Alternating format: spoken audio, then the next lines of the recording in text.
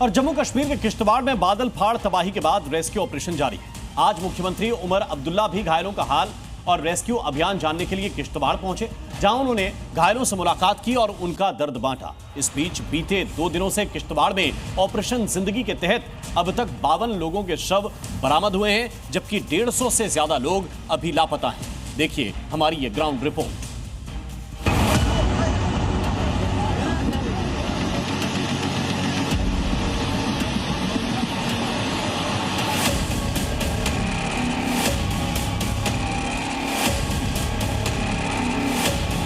मलबे में तलाश, जिंदगी की आस।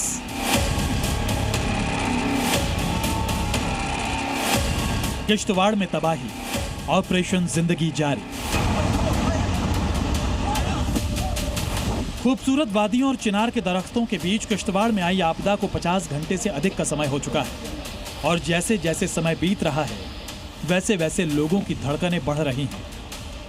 लेकिन इन सब के बीच सेना और एनडीआरएफ के जवान बिना थके, बिना रुके मलबे में फंसे एक एक सांस की तलाश कर रहे हैं, जिसके लिए सेना और एनडीआरएफ की टीम आधुनिक तकनीक के साथ बड़ी बड़ी मशीनों का सहारा ले रही है।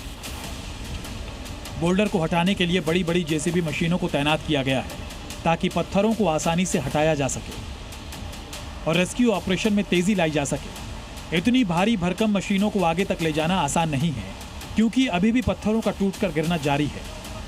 14 तारीख को किश्तवाड़ के चसौती इलाके में बादल फटने के बाद मची तबाही के बीच आज तीसरे दिन रेस्क्यू ऑपरेशन जो है वो बड़े पैमाने पर जारी है। आपको बता दें कि युद्ध स्तर पर अब ये रेस्क्यू ऑपरेशन जो है वो चलाया जा रहा है, जिसमें बड़ी बड़ी मशीनों के साथ साथ मैनुअल जो यहाँ पर मलबा हटाने का काम है वो भी यहाँ पर तेजी से जारी है। इसी बीच एनडीआरएफ, एसडीआरएफ के साथ एमआरटी की जो टीमें हैं वो लगातार यहाँ पर तेजी से प्रयास कर रही हैं कि जितने भी लोग यहाँ मलबे में दबे हुए हैं उन्हें यहाँ निकाला जा सके। चसौती का जो ये इलाका है जहाँ सबसे ज़्यादा इम्पैक्ट हुआ है, यहाँ पर कई सारे जो लंगर हैं वो यहाँ पर थे और ऐसे में जो हमने कई सारे लोगों से बात भी की, उनका कहना है कि 200 से 250 लोग जो हैं वो उस समय इस स्थान पर मौजूद थे।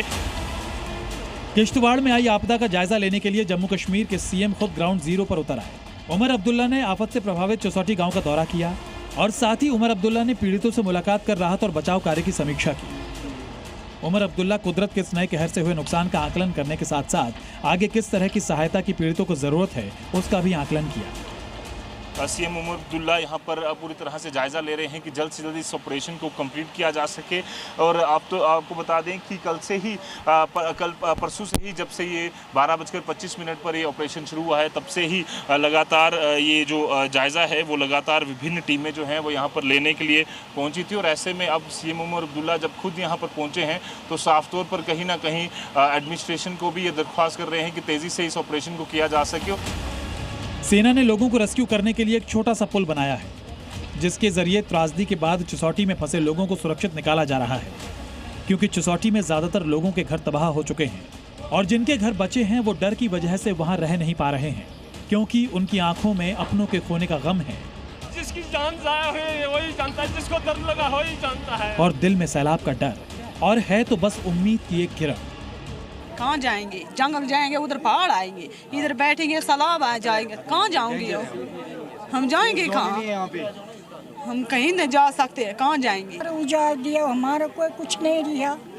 हम अब कहाँ जाएंगे तो कहाँ बैठेंगे? हम हमारे कुछ नहीं रिहा, सारा घर शहर सब कुछ, हमारा सामान जितना था सारा चले गए। जनाब मोदी साहब से हमारी एक अपील है, हमें अलॉटमेंट चाहिए। हमारा गाँव जो है वो सेफ नहीं है।